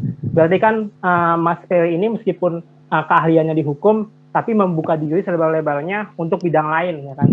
Nah, ini mungkin saya mewakili teman-teman saya semua, kan ada teman-teman saya yang kalau ngobrol-ngobrol, ada yang benar-benar fokus suka banget sama hukum, ada juga yang obrolannya tuh suka hukum plus bidang lain, dan ada yang suka hukum pun setengah-setengah dan akhirnya lebih apa ya, anggot-anggotan dan lebih suka bidang lain gitu kan. Mungkin pertanyaannya, bagaimana Mas Iwan dan Mas Ferry itu dalam apa ya, dalam menekuni bidangnya masing-masing. Mengapa Mas Iwan bisa istiqomah di hukum, terutama hukum tata negara tadi, dan bagaimana Mas Ferry itu bisa mengembangkan diri nggak cuma di hukum aja tapi juga di dunia filsafat seperti itu. Nah, ini pertanyaan pertama. Nah, untuk pertanyaan kedua, kan tadi disinggung juga sama Mas Ferry tadi soal ada nih golongan Islam, ada yang Islamnya yang sebut aja, ada yang kanan, ada yang ke kiri, ya kan, ada yang fundamentalis, ada yang liberal, ya kan. Nah, mungkin kita, kalau saya misalnya saya ambil posisi jadi Islam yang moderat, nah, saya menghadapi kasusnya secara umum ya, masyarakat itu kan macam-macam kan, ada yang pandangannya konservatif, yang fundamentalis, dan ada yang liberal ini. Lalu bagaimana sih caranya gitu loh, kan kadang-kadang kita kalau menghadapi orang-orang yang pemandangannya liberal, ya pandangannya secara sekularistik, itu kan kita nggak bisa menyampaikan dakwah secara Islamik, yang kita tuh harus pakai ayat, kita harus pakai dalil nakli, ya kan, kita nggak bisa pakai itu kan. Mereka tuh lebih cenderung pakai penalaran, entah itu pakai filsafat atau pakai sains, ya kan. Sementara orang-orang yang fundamentalis ini tuh lebih menerima hal-hal yang paten, yang seperti ini kata Ustadz ini begini, ya udah diikutin aja. Nah, mereka tuh lebih dogmatik. Nah, bagaimana sih bagaimana saran dari Mas Iwan maupun Mas Ferry supaya kita tuh menghadapi masyarakat yang berbeda-beda itu, baik yang liberal maupun yang fundamentalis, yang sifatnya berbeda itu, biar kita tuh bisa fleksibel berkomunikasi dengan mereka. Segitu aja sih, Mas Iwan, Mas Ferry, dan Mas Dedi. Terima kasih. Assalamualaikum warahmatullahi wabarakatuh. Waalaikumsalam warahmatullahi wabarakatuh. Bisa langsung dijawab Pak Mas Ferry atau Mas Iwan dulu nih? Mas Iwan aja dulu. Ya, makasih Mas Vero ya. Iya. Mas Vero ya. Ini pertanyaannya yang memunculkan suasana kebatinan ya, masih mahasiswa semester 6 ini. Ya, ini pertanyaan bagus ya Mas Vero ya. Pertanyaan pertama, bagaimana menjaga konsistensi mendalami bidang hukum? Terus terang saja saya itu pada awalnya tidak suka belajar di fakultas hukum. Karena saya masuk hukum itu karena saran bapak saya. Saya itu sebenarnya cita-citanya dulu masuk Visipol ya, hubungan internasional, karena saya ingin jadi diplomat. Ya. Tapi last minute saya mengisi formulir mahasiswa undangan ke UGM, PBUD ya. Saya di PBUD angkatan pertama. Itu bapak saya tuh mempengaruhi saya. Jadi bapak saya itu ternyata punya pengalaman ya menghadapi masalah hukum. Jadi dia itu menggunakan referensi pribadinya untuk mempengaruhi saya supaya saya pindah. Jadinya saya akhirnya ambil hukum. Ya, jadi dia sarankan mendingan kamu ambil hukum, nanti ambil hukum internasional. Nah, kira-kira gitu. Karena kata bapak saya ilmu hukum internasional itu lebih sulit dan lebih spesifik. Kalau hubungan internasional itu kamu baca koran aja kamu bisa ngomong katanya. Itu kata bapak saya waktu itu. Saya juga anak SMA nggak ngerti kan. Jadi ya akhirnya saya ikutin lah. Jadi awal-awal itu saya belajar hukum dagang itu, aduh kok belajar ini gitu kan. Ilmu-ilmu kayak gini gitu. Tapi kalau saya suka belajar hukum pidana itu suka. Hukum pidana, hukum adat, hukum tata negara, apalagi HI. Jadi saya suka yang berbau publik itu. Itu Mas. Jadi tapi karena gini Mas, karena lingkungannya bertemu dengan banyak orang-orang cerdas, orang-orang pintar, banyak diskusi. Dan sebagian senior gitu kan orang yang sangat bangga kuliah di fakultas hukum. Mereka tuh sangat pride ya, sangat punya pride yang tinggi menjadi masuk hukum gitu. ya kan? Sebagiannya sudah punya ancang-ancang jadi lawyer terkenal, pokoknya idolanya itu Anand Budi Nasution gitu dan sebagainya gitu ya. Jadi itu lama-lama mempengaruhi Mas. Jadi pergaulan dengan para intelektual kampus itu ya, apalagi ketika kita diskusi di antara mahasiswa, coba diperhatikan Mas. Yang namanya Mas Ferry itu bisa ngomong politik, bisa ngomong sosiologi, bisa ngomong psikologi, ya kan? Tapi bisa nggak orang psikologi ngomong hukum, orang sospol ngomong hukum? Nggak berani Mas, orang psikologi, orang sipol nggak berani ngomong hukum. Tapi kalau Mas Ferry, dia bisa juga ngomong psikologi, ngomong hukum, ngomong sosiologi gitu. Nah itu sepertinya membuat kemudian, oh iya betul ya, ilmu hukum itu lebih spesifik. Orang hukum nggak bisa ngomong saya kira, saya rasa, nggak bisa begitu kan? Hukum itu kan logikanya lebih ketat ya, lebih ketat gitu. Ya mungkin kalau pendekatannya sangat apa tadi Mas Ferry jurisprudens, ya kita harus bicara dulu, misalnya bicara filsafatnya, bicara konstitusi, hukum, sampai teknis, sampai draftingnya dan sebagainya. Nggak bisa kemudian orang hukum ngomong saya kira, diketawain nanti malah. Tapi orang fisipol kan bisa aja dia ngomong saya kira, kita kira coba orang-orang filsafat saya kira seandainya, wah itu kan absurd ya, kalau menurut logika filsafatnya absurd kalau seandainya begitu. Jadi itu contohnya ya. Saya tidak ingin mendeskripsikan ilmu yang lain, enggak. Masing-masing ilmu itu pasti ada pride-nya, ada benefit-nya.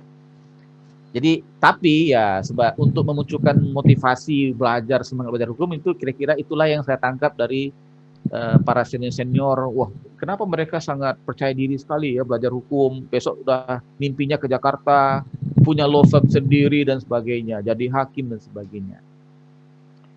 Nah, kalau saya itu lama-lama bergaul seperti itu, akhirnya oh iya ya, ilmu hukum itu spesifik ya.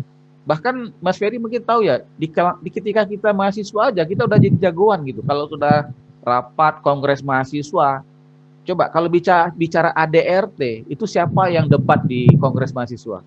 Ya anak hukum gitu. Biasanya ramainya sama anak fisipol. Ya kan? Kalau fakultas lain itu cuma diam aja dia. Nggak bisa. Kenapa?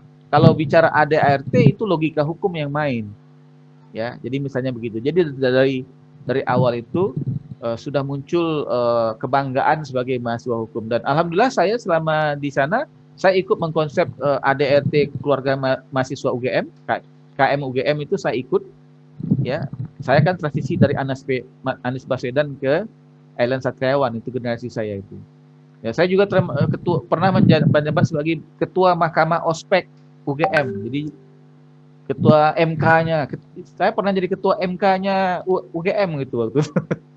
Jadi ospek itu ada dulu istilah ketua Mahkamah Ospek. Jadi kalau ada komplain, ada constitutional complaint peserta ospek kepada panitia yang overacting, ya itu bisa dilaporkan ke ketua Mahkamah Ospek. Ya, luar biasa ya. Pengalaman try and error ya, di bidang hukum. Jadi gitu Mas Vero, itu membuat kita jadi mencintai bidang. Lama-lama jadi saya mencintai bidang hukum, Mas. Jadi memang syarat pertamanya adalah you love it. Kamu harus mencintai bidang itu. Sekali kamu tidak mencintai bidang itu, kamu nggak bisa sukses di situ. Ya. Nah, lalu saya mengambil HI, tapi kemudian karena perkembangan ketatanegaraan, karena saya lahir di transisi reformasi, saya jadi tertarik ini dengan bidang tata negara. Lalu saya pindah jalur dari HI. Ya. Pembimbing skripsi saya dulu adalah Profesor Sigit Rianto, dekan sekarang. Ya, dulu saya nulis masalah Bosnia Herzegovina. Ya, tapi sekarang saya mulai mendalami bidang hukum tata negara, dan riset saya 10 tahun terakhir itu memang fokus kepada Mahkamah Konstitusi. Jadi makin lama kita harus makin spesifik, Mas. Karena apa? Ilmu itu terlalu luas, Mas. Kita tidak mungkin jago di semua hal, Mas. Nggak mungkin, Mas. Saya merasakan begitu, Mas. Saya hukum, tapi saya tidak tahu semua bidang hukum. Saya tahu sedikit-sedikit, tapi tidak dalam. Tetapi harus ada di antara bidang itu yang saya dalami sampai sangat dalam dan spesifik. Sehingga saya bisa klaim saya expert di bidang itu. Makanya Kalau dosen itu harus punya roadmap penelitian. Ya, roadmap itu bisa 5 sampai 10 tahun. Ya, dia harus punya kata kunci, misalnya kayak seperti saya, fokus riset saya adalah konstitusi dan demokrasi. Maka semua riset saya 10 tahun itu tentang konstitusi dan demokrasi. Sehingga kalau kita bicara konstitusi dan demokrasi, saya lebih percaya diri karena saya melakukan riset, bukan hanya sekedar sekilas membaca, mendengar dari orang lain lalu saya ulang, tidak bisa. Expert itu tidak bisa lahir dari tradisi cuma sekedar membaca sekilas begitu.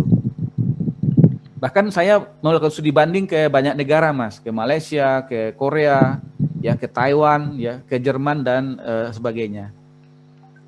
Saya kira gitu, Mas, untuk menjaga semangatnya seperti itu, harus sadar bahwa ilmu ini sangat luas, nggak mungkin kita bisa menguasai semuanya. Kita harus mulai perlahan semakin spesifik mendalami sesuatu gitu. Itu apa ya yang bisa saya komentari untuk yang pertama. Yang kalau yang kedua, kiri, tengah atau kanan? Islam kiri atau Islam kanan atau Islam tengah? Kalau kita baca banyak pendapat para ulama, yang benar itu Islam bukan kiri bukan kanan, Mas. Islam itu tengah, Mas. Makanya Mas Vero saya sarankan cari buku yang judulnya Al-Wasatiyah. Ya, konsep tengah dalam Islam, konsep al-wasatiyah. Jadi Islam itu dia moderat ya. Walaupun hati-hati, kalau kalimat moderat, term ini kita pakai ambil dari Barat. Di Barat itu yang disebut moderat itu liberal. Ya, saya ulang lagi ya. Kalau di Barat, kalimat moderat itu artinya liberal. Terminologinya al-wasatiyah. Al-wasatiyah itu tidak sama dengan moderat. Walaupun kita seharinya mengatakan, mengklaim, kita ketika menyebut al-wasatiyah, itu kita menggunakan kata moderat, karena mencari padanan katanya itu tidak sama gitu. Jadi banyak istilah bahasa Arab dan bahasa Inggris yang padanannya tidak sama. Contoh lagi, Mas. Kita menerjemahkan religion ya ke agama, betul nggak? Kemudian bahasa aslinya bahasa Arab ad-din, betul nggak? Ad-din. Ya, orang Barat menerjemahkan ad-din menjadi religion. Kita menerjemahkan ad-din dan religion menjadi agama. Pertanyaan saya, apakah sama terminologi ad-din dengan religion dalam konteks orang Barat yang kita terjemahkan sebagai agama? Tidak sama. Ad-din itu luas, sementara religion ya, religion dalam persepsi orang Barat itu adalah hubungan manusia dengan Tuhan saja. Tapi kalau ad-din itu dimensinya hablum minallah dan hablum minannas. Ya, makanya seringkali kita berdebat itu tentang religion, ad-din dan agama. Sebenarnya kita membicarakan sesuatu yang tidak sama persis. Itu contoh ya, Mas ya. Contoh menurut saya bagaimana kemudian bagaimana terminologi itu bisa menjadi masalah sendiri. Kita mengklaim kiri kanan. Kadang-kadang ada yang mengatakan dia orang-orangnya kiri. Saya tidak yakin juga dia kiri. Mungkin dia lagi suka baca-baca buku kiri. Tapi nanti kalau dia baca buku kanan, dia ke kanan lagi. Ya kan? Oh, itu dia kanan, ekstrim. Ya, itu lagi suka baca buku itu. Tapi nanti kalau dia bergaul lagi dengan lain, dia pindah lagi bandulnya ke tengah. Karena itulah menurut saya, bagaimana caranya supaya kita tidak terjebak dengan kiri atau kanan? Islam itu tidak kiri, tidak kanan. Islam itu ya tengah, al-wasatiyah. Nah, pertanyaannya adalah ukurannya apa kita mengklaim kita itu tengah, moderat, atau al-wasatiyah, kiri, menuduh orang lain kiri atau kanan. Bahaya loh, Mas, saya makanya takut menuduh orang itu kiri atau kanan atau orang moderat. Jangan-jangan kita tuh bilang moderat, padahal sebenarnya kita tuh liberal. Ya kan? Karena itu tadi saya menyinggung, mengatakan bahwa ya belajarlah Al-Quran. Ya, tamatkanlah Al-Quran. Karena apa? The primary source of our religion. Jadi rujukan utama dari agama itu adalah Al-Quran dan Sunnah. Ini primary sources. Yang lainnya itu adalah opini para ulama, pendapat para scholar, mustahid, itu adalah complementary complementary sources. Ya, bisa kita pakai. Ya. Ya, ini kalau mau jadi ahli hukum betul ya, Mas. Hukum beneran tuh. Ya, masalahnya kadang-kadang kita ini bicara merasa sudah Islam, tetapi sebenarnya kita tidak menguasai secara baik tool-tool yang diperlukan untuk memahami teks Al-Quran dengan baik. Makanya Imam Syafi'i itu bapaknya ulama, dia orang Arab, tetapi oleh bapaknya dia masih dikirim itu ke sebuah kampung Badui di Arab untuk mempelajari bahasa Arab yang tinggi. Karena kalau dia ingin anaknya ini besok jadi ulama besar dan supaya tidak salah memahami Al-Quran. Karena bahasa-bahasa, ya kan sama dengan kita itu. Kalau kita bahasa Inggrisnya TOEFL-nya hanya 400-500, apa bisa kita klaim kita bahasa Inggris kita bagus? Jangan-jangan ketika membaca teks bahasa Inggris, kita salah mentranslate-nya. Karena bahasa Inggris kita levelnya masih rendah. Ya sama, Mas. Jadi kalau kita ingin jadi scholar, jadi intelektual, bahasa atau tools, ilmu alatnya itu harus di atas rata-rata. Bahkan Imam Syafi'i pun harus masih belajar ilmu bahasa Arab yang tinggi di kampung Badui di Arab sana, walaupun dia adalah orang Arab. Jadi tadi Mas Ferry bicara terminologi. Terminologi saja, definisi saja itu bisa jadi sudah terjadi perdebatan dalam bidang hukum. Ya, konsep larangan menikah dengan orang yang sepersusuan. Ya. Itu berdebat kan orang berapa kali menyusunya. Kalau sekali ada yang mengatakan ya itu tidak sekali tapi ajak. Kalau yang sekali nggak masuk. Jadi itu terjadi dalam tradisi Islam perdebatan tentang konsep larangan menikah dengan saudara persusuan. Ada kasusnya terjadi itu seperti itu. Saya kira gitu Mas Vero. Jadi bagaimana menyikapinya? Menurut saya, ya di Kameva juga gitu. Jadi kalau ada kata Mas Ferry dulu di Kameva itu ada orang yang ya ketoknya lebih liberal, ini kayaknya lebih ekstrim, lebih kanan. Ini agak ke kiri-kirian. Kalau saya itu saya tidak mau judging, orang bisa berubah. Ya, orang bisa berubah, ya. Saya dulu dianggap oleh kelompok kanan kiri. Tapi oleh kiri menyebut saya kelompok kanan. Itu gimana coba? Jadi tergantung cara mereka membaca saya gitu kan. Ya enggak? Jadi kalau perbedaan-perbedaan karena perbedaan pembacaan, perbedaan ustadz itu bisa jadi membuat kita kalau tidak bijak tidak bisa menyikapi dengan baik. Saya kira salah satu pelajaran di Kameva yang saya bisa ambil adalah di Kameva itu terbiasa menyimpan ya, menahan diri untuk tidak menonjolkan pandangan sendiri, kelompok sendiri. Makanya tadi Mas Ferry bilang, orang bisa jagoan dia di HMI MPO, di HMI cabang Bulak Sumur, di PMII atau di IMM, tapi ketika dia masuk Kameva, dia cenderung menahan diri tidak menonjolkan itu. Karena kalau dia terlalu mendominasi, menonjolkan, nanti yang lain jadinya tidak respect. Nah, saya kira ini persoalan di kalangan umat Islam sekarang. Bagaimana menjaga harmonisasi kehidupan di antara kelompok Islam yang beragam. Ya, itu perlu kematangan memahami, menyikapi perbedaan. Karena memang dari sananya, sunatullahnya, manusia itu berbeda. Ya, Allah jadikan manusia itu berbeda. Ya, jadi orang yang paling baik itu adalah orang yang bisa menyikapi perbedaan itu dengan baik, bukan menghilangkan perbedaan itu. Kira-kira di Kameva gitu ya, Mas? Makanya sampai di Kameva dulu orang yang tidak berjilbab pun mau gabung dengan Kameva. Ya kan?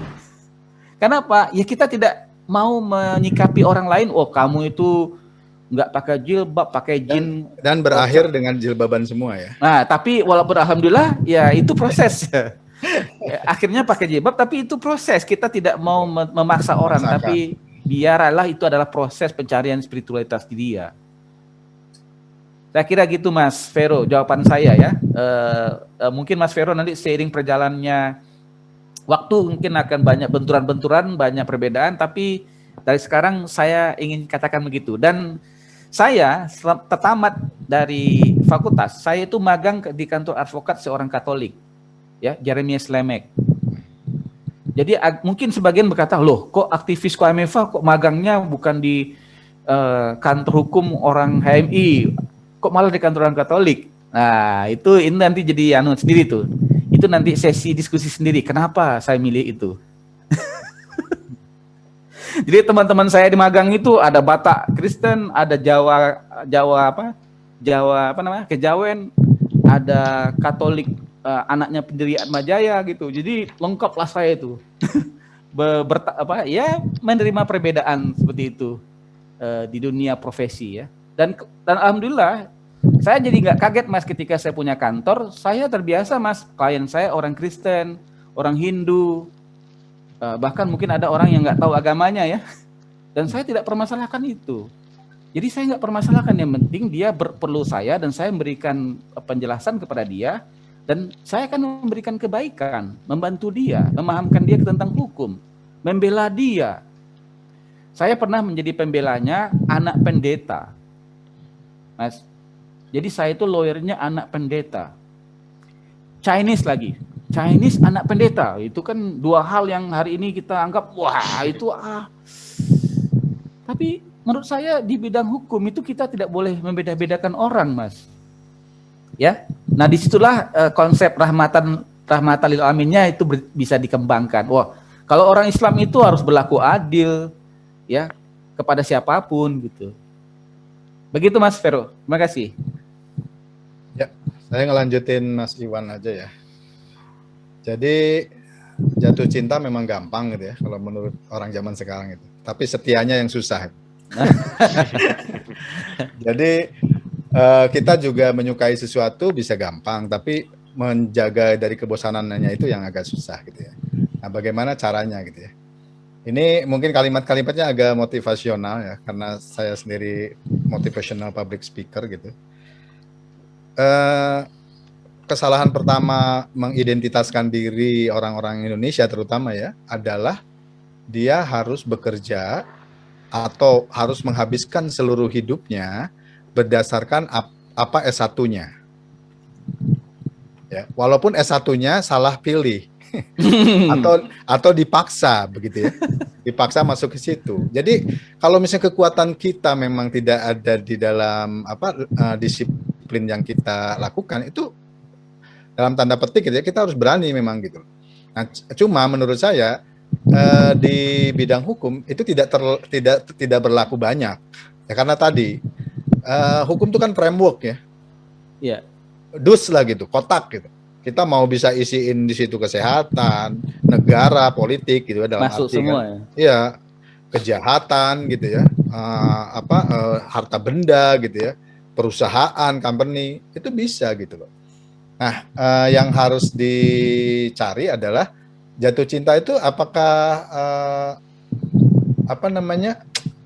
semacam pulung gitu, jatuh begitu saja atau bisa dibina gitu ya. Karena kalau misalnya kita punya disiplin yang itu, bekerja juga di bidang yang sama gitu ya. Ya kalau kata Konfusius, Konfuse ya, Konghucu, kalau kamu bekerja dalam minat kamu gitu, kamu tidak pernah bekerja seumur hidup. Seperti saya lah, bicara adalah kesukaan saya. Sekarang sudah bicara, kesukaan saya, dibayar lagi gitu. Kan kita nggak merasa bekerja gitu. Ya, kita menganalisis kasus, ya seneng gitu ya. Kita bahkan tidak dibayar pun kan sering nongkrong di warung kopi lah, di apa sama teman-teman gitu. Kita analisis gitu. Sekarang ada orang yang bayar gitu, wakilin saya gitu ya, menganalisis kasus saya, menyuarakan kepentingan saya gitu kan di dalam hukum. Itu kan sebuah kegembiraan gitu, sebuah surga tersendiri gitu ya. Nah, oleh karena itu menurut saya ya sebelum kita ngomong soal nanti istiqomah atau enggak, cintai dulu lah gitu ya. Jadi perspektif hukum itu, saya sendiri punya kegiatan di berbagai yang non hukum, tapi tidak pernah melepaskan kegiatan saya di bidang hukum. Jadi kalau misalnya lihat rel kereta api ya, kalau misalnya orang lain mungkin bisa dilihat jalan aspal satu, tapi kalau saya rel kereta api gitu, ada dua rel yang mungkin saya jalani bareng-bareng gitu ya. Jadi ada yang satu misalnya karir hukum, yang satu lagi karir yang non hukum gitu ya. Dan karir non hukumnya itu menurut saya tidak jauh-jauh amat gitu ya. Nah, tadi benar oleh Mas Iwan bilang ya, bahwa sebetulnya sekarang saya ingin tanya, cirinya orang efektif itu seperti apa gitu. Yang pertama, kita tahu tujuannya mau kemana ya. Yang kedua, kita itu resourceful. Resourceful dalam arti apa? Kecintaan tanpa karya bullshit. Ya, kalau misalnya ada orang bilang sama Mbak Wafik, saya cinta sama kamu sampai mati gitu ya. Tapi kelakuannya judes ya, harming gitu. Mana buktinya gitu? Harus ada karya-karya tertentu ya. Karya-karya itu ya bisa kalau saya istilahkan misalnya bisa senyum 5 kali sehari ya, bisa apa. Nah, karya-karya yang tadi itu ya, karya itu jangan dibilang jurnal, esai seperti itu saja kalau menurut saya. Dalam satu satuan waktu gitu ya, kita setiap hari nih. Kalau mau buktikan bisa cek HP saya. Setiap hari saya menulis 1 kalimat pun. Ya. Kalau misalnya lagi mentok 1 kalimat pun saya paksa menulis. Dalam hal apapun ya, terutama misalnya dalam hukum saya punya catatan sendiri. Oh, ini ternyata ini. Ketika kita jreng praktek itu sudah penuh dengan ide dan segala macam. Ya, jadi menurut saya ini satu nostalgia yang menurut saya juga sering banget saya obrolkan ya. Dulu UGM Balairum, majalah UGM itu pernah mau bikin buku khusus 17 pemikir muda Bulak Sumur. 17 pemikir muda UGM. Isinya siapa coba? Isinya Fakultas Hukum UGM. Ada Mas Iwan, ada saya, ada Refli Harun ya. Yang lain cuma satu-satu. Fakultasnya Anies aja cuma Anies sendirian gitu ya. Visipol mungkin ada Andi Arif ya waktu itu. Filsafat diambil satu juga, misalnya siapa udah meninggal sekarang, komisioner KPI itu, istrinya Tati itu loh, suaminya Tati itu. Bimo. Ya Bimo Nugroho Sentosa. Bayangkan coba. Nah variannya orang hukum itu, Mas Iwan nulis tentang hukum, Mas Refli nulis tentang hukum, Jati waktu itu ya kalau nggak salah Jati nulis tentang hukum, saya nulis tentang filsafat. Ya, saya nulis yang penulisan paling panjang di buku itu adalah transformasi sosial keislaman.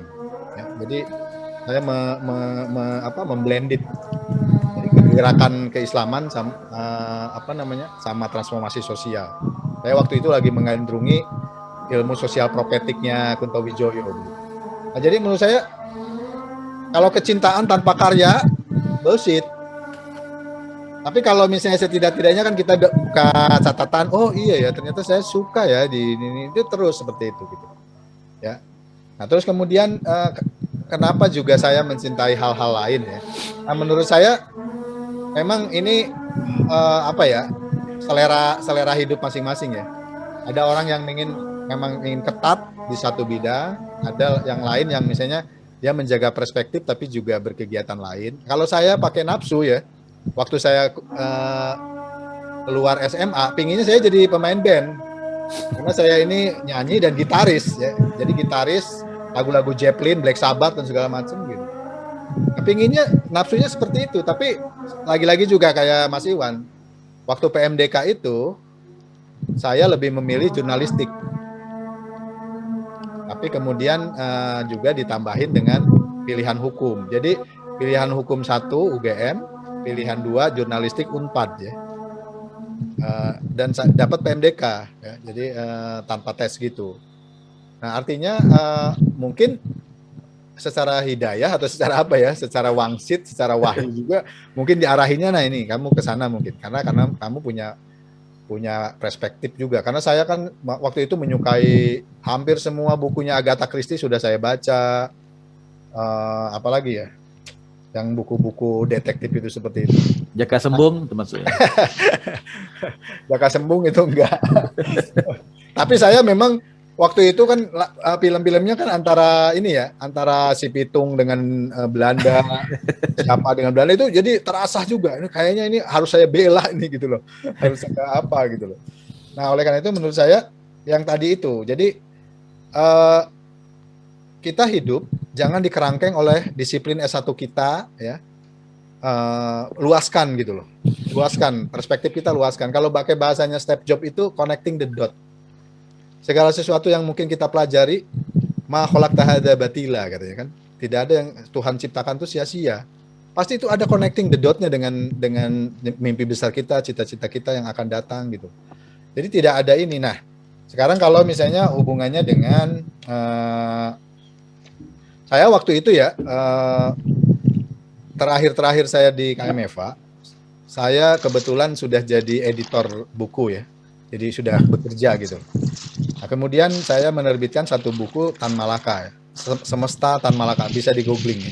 Sekarang kayaknya udah ada yang menerbitkan lagi, nggak tahu itu apakah itu terjemahan saya atau bukan ya. Saya waktu itu menerjemahkan dengan satu wartawan di Bernas.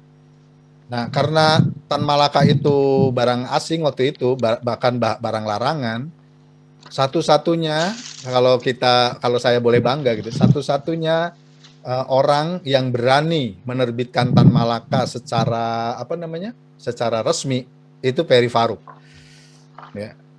Jadi dan itu cukup menghebohkan juga di kalangan KMFA sendiri bilang loh kok Mas Ferry menerbitkan orang Sneflit PKI gitu ya, komunis gitu.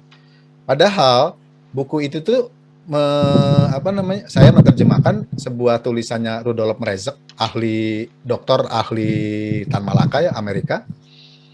Itu bercerita tentang kenapa Tan Malaka yang notabene Islam, hafal Quran, guru ngaji di pelariannya itu. Jadi kalau Anda baca bukunya itu pelariannya dia ada 2 buku tuh. Itu dia itu ngajarin Islam, ngajarin ngaji, ustadz gitu loh. Ngajar ngaji. Tapi kenapa ketika dia terjun ke politik di Indonesia memilih Sneflit? Jadi menurut dia ada pikiran-pikiran Marx gitu ya di dalam gerakan Islam sebetulnya gitu ya. Jadi dia pakai orang Padang ya, orang Sumatera Barat, jadi dia pakai bahasa rantau gitu. Rantau itu hijrah gitu. Nah itu kalau kita baca Madilog itu Islam Al-Quran sekali sebetulnya. Ya, cuman karena dia melihat Islam udah direbut oleh Soekarno yang wayang gitu ya. Jadi dia memakai kendaraan lain.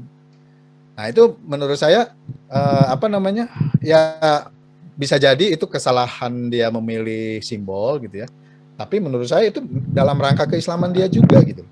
Nah sekarang misalnya kalau di KMFA atau di luaran kita ya, kita juga dibingungkan oleh liberal, fundamental, radikal, moderat seperti apa. Menurut saya kita genuine aja.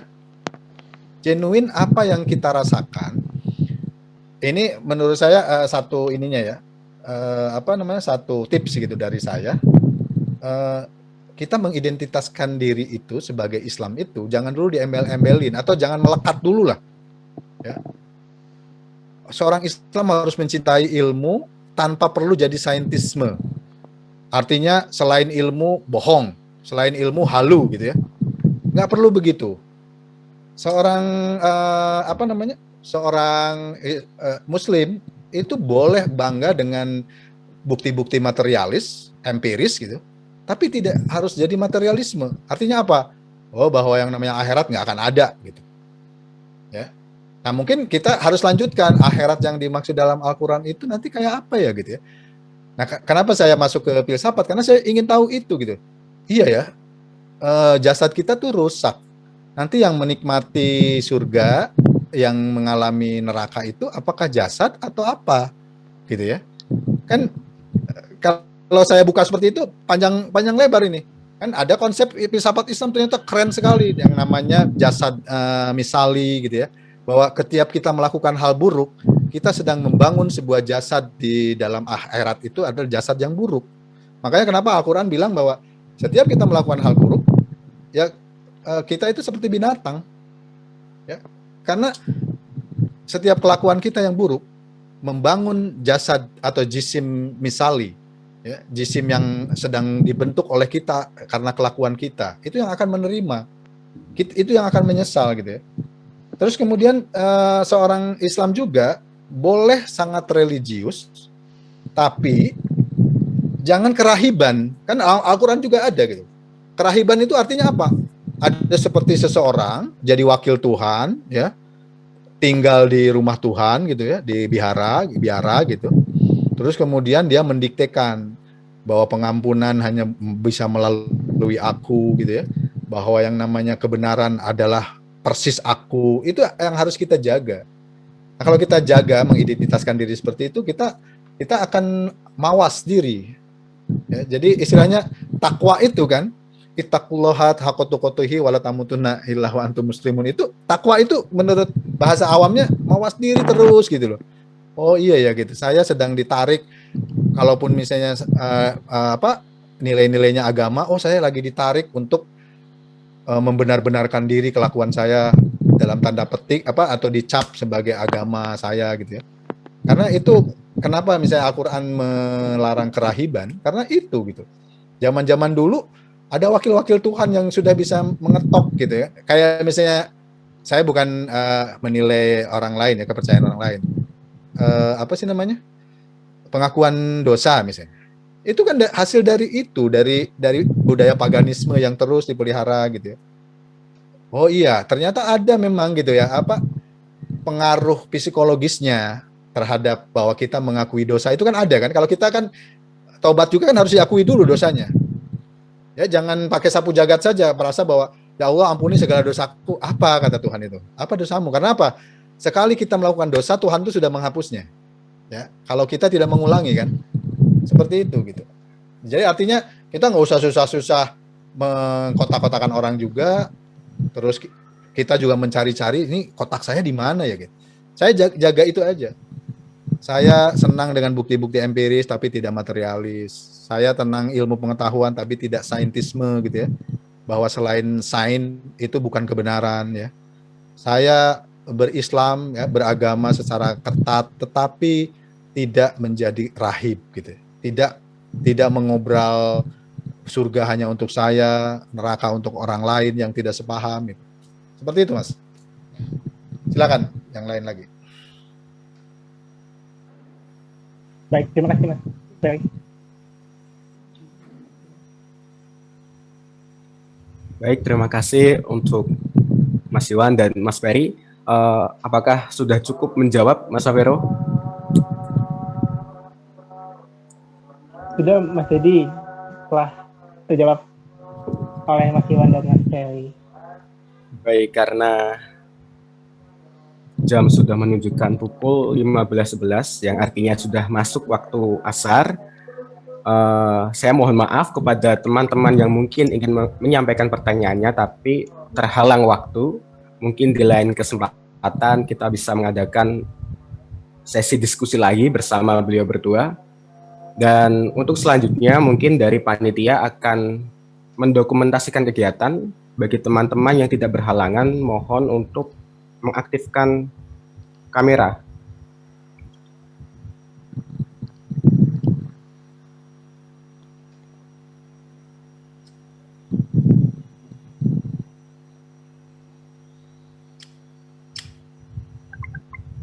Untuk petugas yang bertugas, silahkan di handle.